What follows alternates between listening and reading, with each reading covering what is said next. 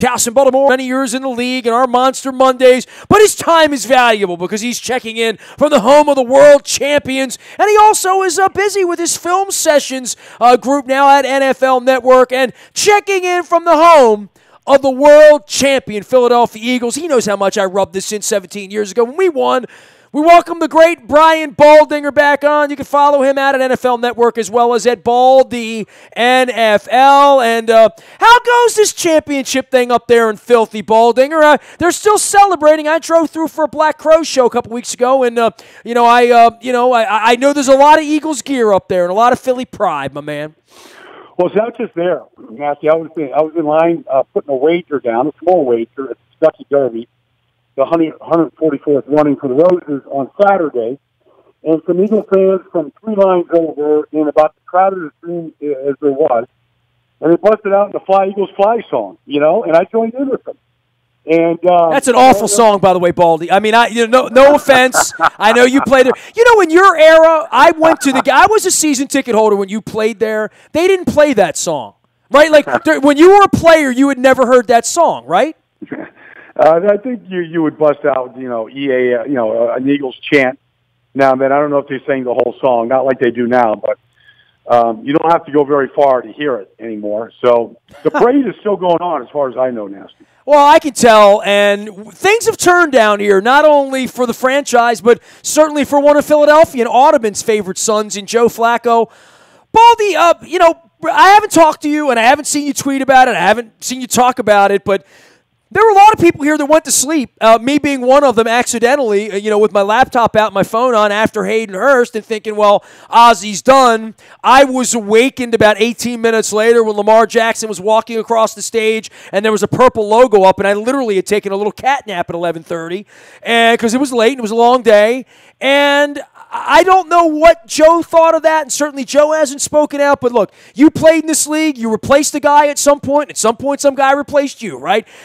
This is where it gets uncomfortable for everybody in the organization with a $25 million quarterback and drafting a first-round quarterback that everyone seems to think is going to be on the field by week 10.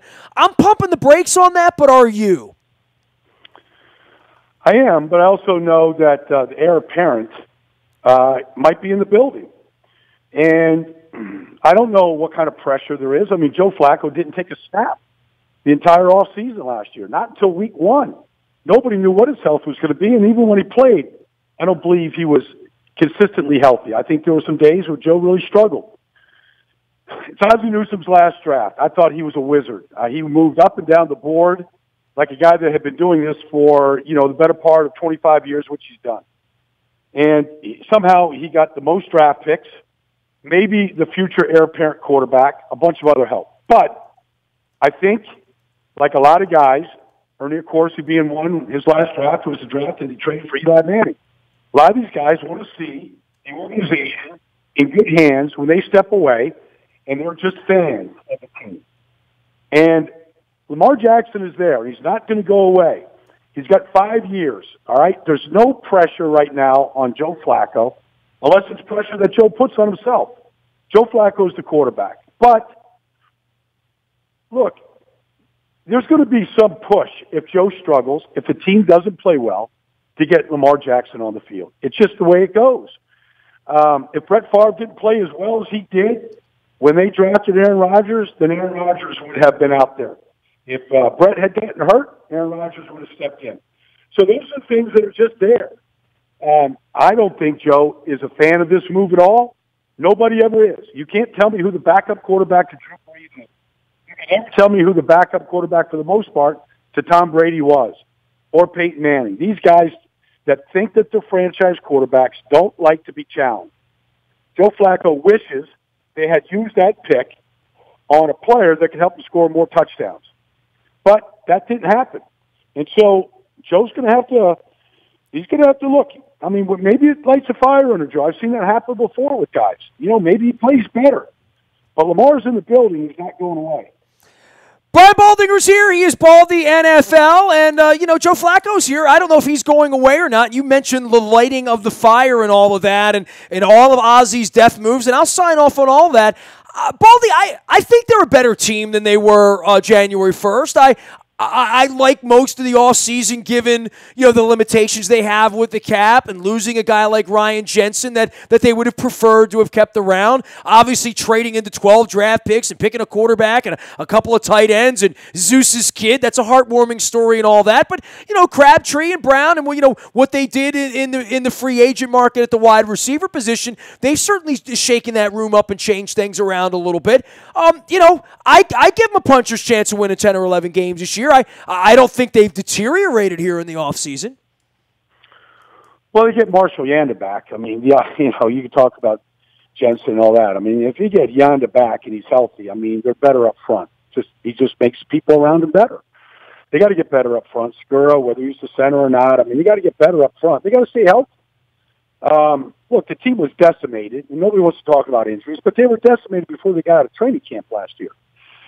So if they stay reasonably healthy, adding John Brown and Crabtree at wide receivers, adding 2 tight ends. Look, I had people, not just in Baltimore, but I had people tell me that this Hayden Hurst wasn't just the best tight end in the draft. He had the best hands in the draft. He didn't drop a ball.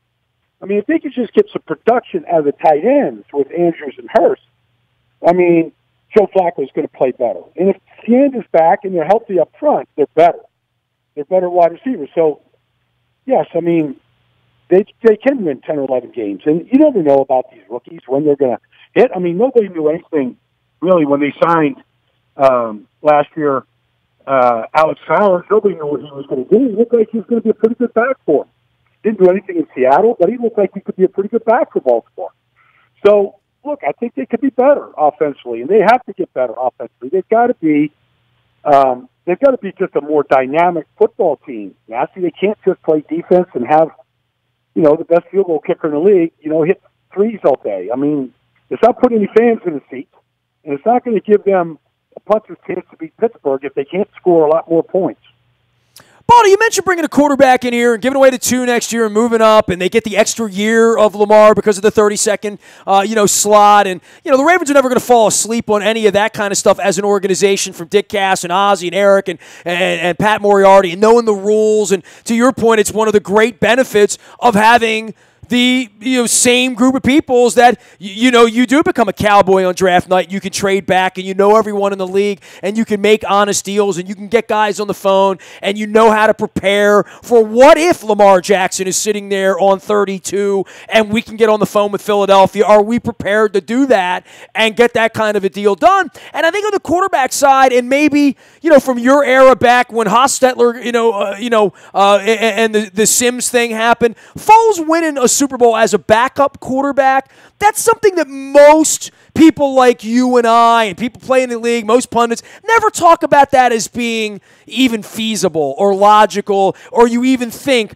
can my backup quarterback win a Super Bowl? I know some teams have talked about it, but nobody's ever really taken that part of it seriously. Now that it's actually happened, I think there's some validity to the years when you overspend a little bit on your backup quarterback, or like you would say, they run naked bootleg and we don't really have a backup quarterback here, and if anything happens to Matt Ryan, we're screwed. If anything happens to Brady, we're screwed. That is the common thought, but that's not the reality now. We have something we can point to and say that that's not the way it has to be. So having a backup quarterback that you can win with, I think, becomes something that every team should be thinking about at this point, right? Well, you're right, Nasty. You said everything right. But the other part to this whole thing, and I was in Philadelphia when this whole thing happened, was, look, we have seen Aaron Rodgers get hurt, and the Packers completely fall apart. We've seen Tony Romo get hurt, and the Cowboys completely fell apart. Well, the MVP of the league got hurt last year, Week 14, and the Eagles didn't fall apart. So maybe your backup quarterback is a lot more important. But even more important than that is I watched training camp practice last year for the Baltimore Ravens with their backup quarterback. They couldn't even run a practice, Nasty. They couldn't run practice. They couldn't move the ball for a first down against their defense, no matter how many times they tried. Your backup quarterback has got to practice. He's got to practice, and he's got to make you guys better. You spend a lot of time, 3 hours a day with Harbaugh out there. You better figure out a way to get better, and they couldn't get better with the guys that they had last year. So it helps you in a lot of different ways, but you better get 2 guys ready in this business. You just better figure on it. He is Brian Baldinger, Baldy NFL. He's been traveling the world, taking his mom awesome places. He's always fun to follow out on Twitter, and also my Facebook friend out of the fighting city of Philadelphia and brotherly love. Baldy, take me around the league here a little bit, and I know you're doing your segments now and breaking things down and doing plays. There's no more plays that are going to be made to be broken down between now and September. We all talk about the offseason and who's getting better. Where have you found some gems in saying this is going to be a better football team next year? I know a lot of people point to the San Francisco 49ers. I know John Lynch is bullish on that as well, but they were the one team that certainly looked a lot different at the end of the year than they looked at the beginning of the year, right? Well, I mean, Jimmy Garoppolo came in, and, he earned, I don't know if he earned it, but, he received the richest contract in the history of the game for starting 5 games and winning all 5. And, Jacksonville went in there with the number 1 defense in football at the time in Week 15, and Jimmy Garoppolo put up a 40 spot on him. I mean, he carved him up. And all of a sudden, Marquise Goodwin, who's been in this league and kind of more of a track athlete and speed guy, looked like he could be a number 1 receiver in an offense where a quarterback could get him the ball. And Kyle Shanahan's offense, which isn't that dissimilar than Sean McVay, looked awfully similar to what the Los Angeles Rams were doing, which was basically, the number 1 offense in football start to finish last year. So with a quarterback that looked like he was on his way to Bustville, with a rookie, wide receiver and Cooper Kupp and a bunch of other guys. So, I look at all that. You look at what the Rams have done. They went out and they picked up some guys that on a lot of teams they go, boy, you want to deal with Marcus Peters, Aqib Talib, and then Ndamukong Suh? On a team that, was pretty close to winning a wild card playoff game and had a great season. They were going all in, and Sean McVay might be able to coach all those guys. But all those guys have had problems in other areas. It isn't, Wade Phillips is a great coach, and I love Wade Phillips. Most people do. But, if they're not winning games, that's a handful to handle with those 3 personalities in that room. Baldy, for you in the Philadelphia thing, I saw you doing some stuff here with Jason Kelce, and part of winning is carrying yourself with that afterward, and for the Eagles and all that they've done. I love that guy. I saw his post-game press conference. I was 5 feet away. I watched him tear up talking about his family and all that. Man, you're having fun with this aftermath. You gave me a hard time when we won the Super Bowl 17 years ago and had fun. Damn you for having this much fun up there and making me watch it, man. And I was with Jason at a charity event on the main line on Sunday night. Doug Peterson was there. Brent Selleck was there. Howie Roseman was in the room. I'm watching a video of this. This is great, dude. Yeah. And, I said that, the greatest speech I heard all year, I don't care, politician, Academy Award, the greatest speech I heard all year came from Jason Kelce in a mummer's outfit, on the Art Museum steps in Philadelphia, and he just let it fly. And, the Eagles played the role of the underdog. Everybody loves to play that role. And he just came out and defended his organization, his team, and he did it in Philadelphia Eagles style. It was kind of hardcore to the bone, but it was a great speech. And, when you win, you have a chance to do that. He was the All-Pro center last year, and he had he played every single snap in 19 games last year. And this time last year, they were trying to run Jason Kelce out of town. And believe me, he's one of those guys that listen to all of the pundits and all of the analysts saying he's too small and he's too this and too that. And, he put that big chip on his shoulder, and he played his best season of his life. And so I like Jason, man. He's you want him on your team. And he's got the coach understands his skill set, and he puts his track shoes on, and he gets to the perimeter and out on screens as well as anybody in this league. And he had to deal with a backup quarterback coming in, and, they instituted a run meeting every Saturday night, and just the offensive line, the tight ends, and running backs only. And they just talked about the running game the next day, how they were going to run it down somebody's throats. And that's basically what they did to the Vikings and to the Patriots in those big playoff wins. Well, you talk about the big uglies up front. You've always stood by, all these guys going back to our days. But you and Joe Thomas sitting down, right? Like that's a fun day for you. That's a guy you want to get in a room with and talk about. You always loved the guy who was you love John Ogden. You loved the Larry Allens, the guys that are otherworldly at doing what they do. Thomas is one of those guys, and the damn shame is, I remember getting introduced to him by Ozzie Newsome, of all places, at the Hyatt in Indianapolis, the combine that he was in. That was probably my first combine. Ozzie introduced me to him and said, "Hey, this is Joe Thomas. Don't get too used to him. We're never going to be able to draft him." This is when we were drafted in the 20s, and now his thing's over with. And I mean, he's a Hall of Famer, right? I mean, and who played like Archie Manning completely, never in anything that was particularly any good, but a guy like you would look at him and say, "Oh my God," right? Well, Nasty, he played 10,363 consecutive snaps. Now, nobody in the history of the game has ever done that. On a team that largely was the worst organization in all of sports. And all he did was go out there and set the gold standard how to play left tackle. So I had that, and I knew who he was, and I'd met him. But then he showed up in the room, in a film room, just me and him.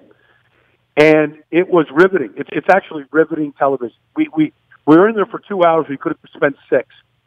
But we cut it up into about a 20-minute segment. And it's riveting, the level of insight, the level of body mechanics, physics that goes into the developing his style and his technique, and why he was such a consistent player for all of those snaps over almost 11 full seasons. And he's absolutely tremendous at explaining it. And then we support it with NFL films, wires, and footage. We have him throwing a shot put in high school and college, Nasty. That's where he learned how to kick step, throwing the shot put. We got him throwing the shot put, and then him talking about throwing the shot put, and how that's kind of how he would start every play in pass protection. We tied it all together, and it's just really great TV. And I know Joe was being interviewed for Monday Night Football. He could be a great analyst if he chooses to be it, because he really has a great insight to the game, and he's got a good sense of humor, and he's just a lot of fun to be around. And kind of like another big offensive lineman I know. Yeah, well, I love talking about it, and it was easy to get it out of Joe. It was easy to get it out of him. So I actually learned a lot. I actually sent it to pro personnel director for the Eagles, and he said that he's going to sit all the scouts down, and he's going to make his scouts watch it and take notes. So well, you can bring in Joe to consult on the side then. Well, Joe Douglas, Andy Weidel, I mean, they learned a lot from Oz. But one of the things they learned is when there's a good teaching tool out there, they're going to use it to instruct the next wave of scouts. Well, Joe Thomas would be a good guy to do that. You can follow Brian Baldinger, Baldy NFL, and here's the incredible thing. I mean, you go to Dallas and they wind up winning championships. You move to Philadelphia, they win. You get involved with me and look at what's happened to my career. And then you touch Bob Baffert on Kentucky Derby Day, right? You take a picture with him, and next thing you know, he's coming to Baltimore next week. He'll be on the show. Bob and I are cool. He's a big football fan. He goes to the Super Bowl every year.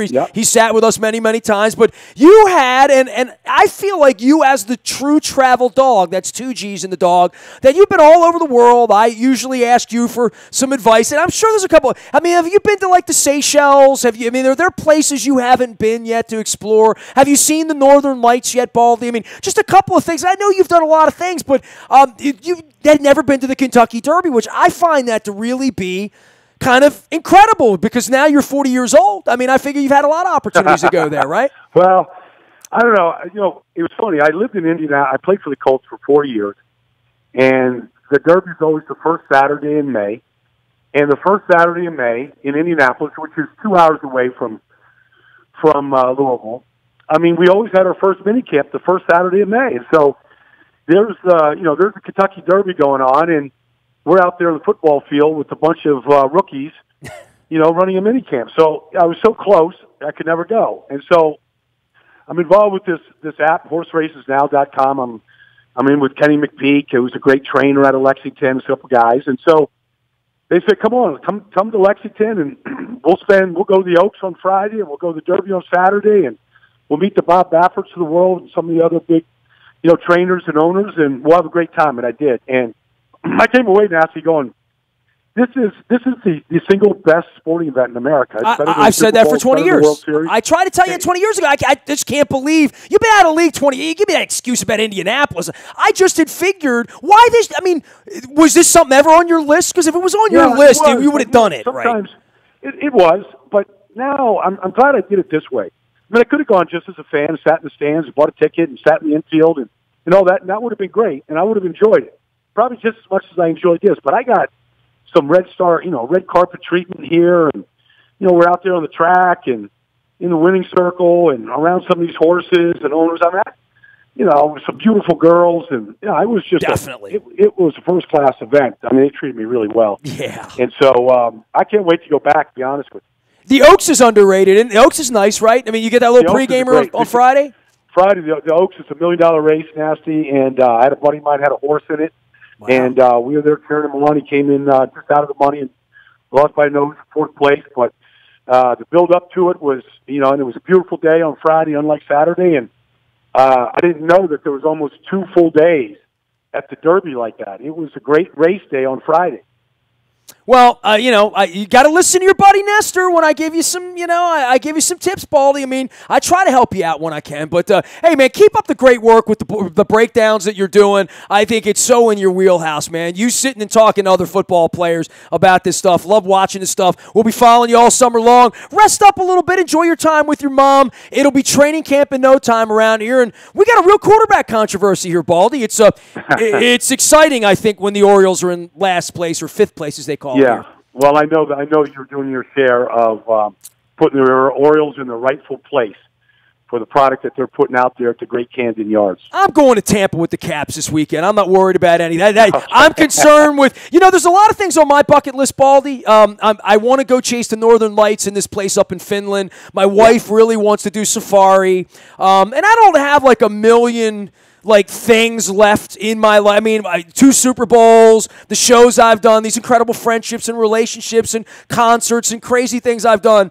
Drinking Tom Ebright champagne. He was the owner of the Baltimore Skipjacks. Baldy, you want a great story, so you'll become a Caps fan now that the Flyers are out. But the Islanders were your team as a kid, though, right? Or were the Rangers your team? No, Islanders, right there on the island. All right, so have you ever had a Stanley Cup thing? I mean, you were a kid when they were winning. You like hockey, right? I snuck in the Nassau Coliseum when Dennis Potvin had the trophy above his head skating around the rink. Dennis Potvin sucks. I have firsthand experience on that, and Rangers fans were right about him, so I don't like Dennis Potvin. But let me tell you, Baldy, so Barry Trotz, I had this long friendship with him, and he coaches Skipjacks. And this is a neat story. So he left the Skipjacks when the team left and went to Portland, Maine in 1992 and 93. He proceeded to win the Calder Cup in 93 and in 94. The first 2 years when the team left here, they won the championship.